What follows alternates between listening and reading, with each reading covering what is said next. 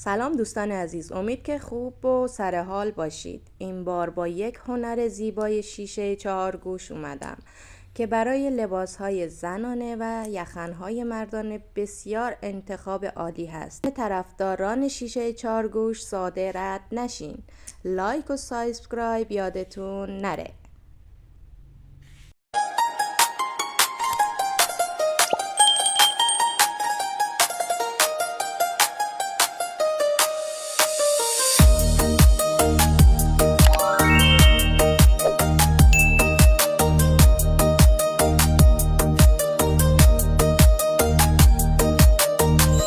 مرا بلو که